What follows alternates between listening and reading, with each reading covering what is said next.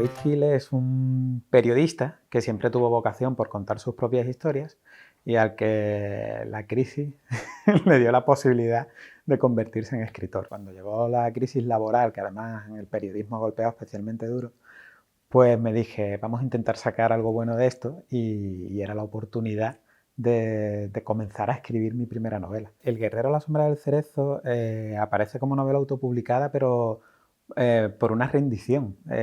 Yo cuando escribí la novela mi intención era publicarla en una editorial tradicional. Lo que pasa es que el mensaje que recibía de la industria, de los editores, de los agentes que se leían unos capítulos es: está muy bien, esta novela está bien escrita, es muy interesante, pero es una temática muy extraña para el mercado español. No hay escritores que ambienten novelas históricas en el Japón feudal. Mantenía esa obstinación de querer publicar en grandes editoriales. Entonces dije, o juego al juego según las reglas, ¿no? Según las reglas de quien las marca, o no lo voy a conseguir. Entonces, como sabía que el mercado editorial lo que demandaba era thrillers y este tipo de historias, dije, voy a escribir un thriller, pero voy a escribir un thriller como a mí me gustaría que fueran los thrillers, como a mí me gustaría que se escribieran, es decir, thriller con un poco más de atención por la prosa, por el estilo literario. Lo impregné de esas temáticas que a mí siempre me han apasionado, relativas a la especulación sobre el futuro cercano, algunos tropos que son propios de la literatura cyberpunk. Todo eso está en Hijo del Dios Binario. 8 millones de dioses no es una continuación ni tiene una conexión con El guerrero a la sombra del cerezo. Es una historia independiente, con otros protagonistas que no tienen nada que ver, pero digamos que se ambienta en mi Japón feudal, en mi visión del Japón feudal, que empecé a construir en El guerrero a la sombra del cerezo. El Japón feudal es un escenario literario de primerísimo nivel, que aprovechamos muy poco, porque es un escenario en el que, en un espacio geográfico muy concentrado, que son unas cuantas islas al fin y al cabo, tienes de todo. O sea, tienes las grandes pasiones que han movido la literatura universalmente. Tienes desde amores imposibles, conspiraciones palaciegas, batallas épicas, caballeros andantes que recorren el país ayudando a la gente, asesinos en la sombra. Es decir, el Japón feudal es muy rico literariamente y creo que es un escenario que los occidentales apenas hemos aprovechado. Volvemos una y otra vez sobre los mismos temas, pero hay que ser menos etnocéntricos. Hay otras civilizaciones y otras culturas que tienen mucho que ofrecer. Es cierto que los editores tienen miedo de salir de la zona de confort para el propio lector, pero yo creo que las pasiones que nos interesan a las personas son universales. El amor, el odio, la envidia, los celos están presentes en todas las culturas. Al final, cuando tú consigues que el lector conecte con tus personajes, empatice con ellos, conecte con la historia que le estás contando, el que sea una sociedad o se desarrolle en un país que te resulta exótico pasa a ser secundario. Es más, ese exotismo deja de ser un problema y se convierte en un aliciente. Ronda rápida de preguntas típicas. Todo el mundo puede contar una historia, pero es que a la hora de la verdad necesitas tener ese germen dentro de ti de estar imaginando constantemente otros mundos, otras vidas, otras historias. Y es muy de mapa. Yo siempre digo que concibo mis novelas como un viaje.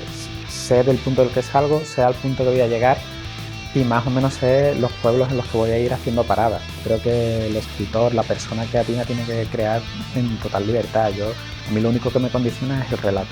Si yo creo que algo no ayuda al relato o lo lastra, lo elimino, pero no porque alguien se pueda ofender. Tienes que documentarte para arropar tu historia, para darle consistencia, pero que la realidad histórica no te tiene que condicionar siempre. Si estás ambientando una novela en un periodo histórico o en un país en concreto o una civilización en concreto, tú estableces una especie de contrato tácito con el lector de que lo que le estás mostrando corresponde como mínimo al espíritu real de aquella época, de lo que era aquel país. Eso no significa que si hay algún elemento que fuerce la realidad, pero que ayude a mejorar tu relato, que ayude a mejorar tu historia, tú lo puedas hacer puntualmente. Es decir, yo lo he hecho. Oye, pues no me conviene, o me conviene que, hablando de la última novela, me conviene que en esta provincia haya una iglesia de la misión jesuita. Y no la había.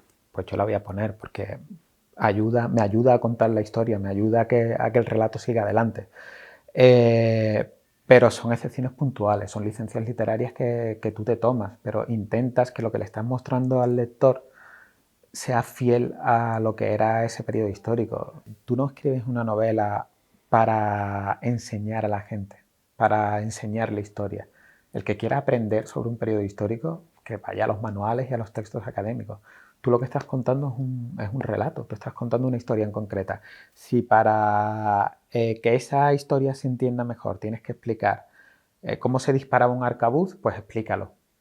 Pero no lo expliques porque tú lo hayas aprendido documentándote y digas, ahora el lector se va a enterar porque yo he tenido que hacer el trabajo de investigación y se lo voy a meter con una cuchara en la boca. No, muéstralo solo si es necesario. Y si lo haces así, al final el lector sabe que solo le estás mostrando a la punta del iceberg que hay un trabajo de documentación muy exhaustivo por debajo, pero tú a él no se lo tienes por qué mostrar. A la literatura y a otras formas de ficción, al cine también, a veces se le exige eh, que sea herramienta de algo, de un mensaje superior o de un mensaje o político o ideológico o religioso o moral, y no tiene por qué ser así. O sea, las obras de ficción a veces son muy valiosas por sí mismas.